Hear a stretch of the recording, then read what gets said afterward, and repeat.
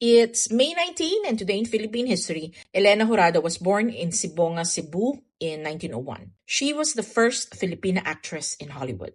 I am Mona Magno Veluz. I hunt down ancestors and chase fascinating stories in Philippine history. Si Elena Jurado ay anak ni Placida Jurado. According to her baptismal records, padre no conocido o hindi kilala ang ama. She also used her mother's maiden name, so it is safe to assume her parents were unmarried. Her maternal grandparents, Cecilio and Claudia Jurado, were also natives of Sibonga. But Placida knew who her father was. He was U.S. Army Sergeant Mark Jacobs, who was originally from Michigan. His ancestors traveled from England to British colonial America in the early 1600s. He also has ancestors from France, and the earliest ancestors in his line were born in England in the 1300s. Check familysearch.org. Lumaki si Elena sa Camp Josman in Guimaras, surrounded by the children of American officers. Maaga siyang nahubog sa American lifestyle at doon nagsimulang mabuo ang pangarap na makatawid sa mainland. Noong 1914, sa edad na 13 and a half years old, pinakasalan niya si Ira Jones, isang Amerikanong sundalo sa San Agustin Church sa Intramuros na 33 years old at divorced. At the time they married, they already lived in the same address, 178 Solis Street in Gagalangin, Tondo, Manila. Noong 1919, pumunta silang mag-asawa patungong California. Doon nag-aral si Elena ng radio communications. Pero nagbukas ng bagong landas ang isang casting call para sa pelikulang White Hands noong 1922. Napatsin siya ng lead actor na si Hobart Bosworth at siya ang nagbigay ng pagkakataon para makapasok si Elena sa Hollywood. Hanggang Pilipinas, dumating ang balita ng kanyang big break. Philippines! Philippines!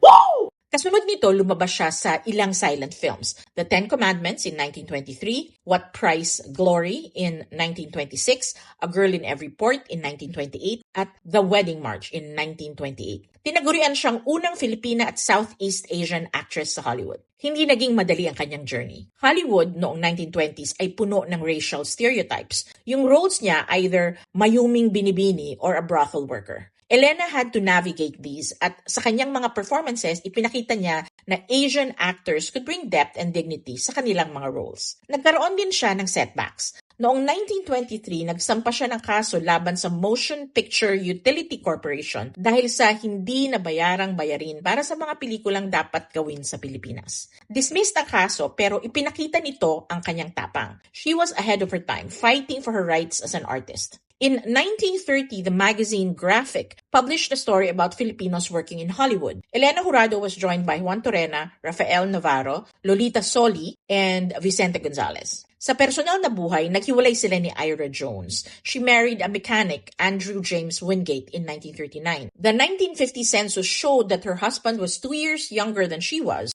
She gave piano lessons part-time, and they had a 5-year-old son, Robert. The couple divorced in 1971. On May 15, 1974, Elena Jurado passed away in Los Angeles 4 days before her 73rd birthday. She is buried at the Rose Hills Memorial Park in LA. I could not find any records indicating whether she ever went back home to the Philippines. Mula Sibonga hanggang Hollywood, Elena Jurado broke barriers, challenged stereotypes, at pinatunayan na kayang magningning ang mga Pilipino sa world stage. Her legacy is not just about glamour, but about resilience and representation. Paalaala siya na kahit na sinong Pilipino, given the chance, can be a pioneer.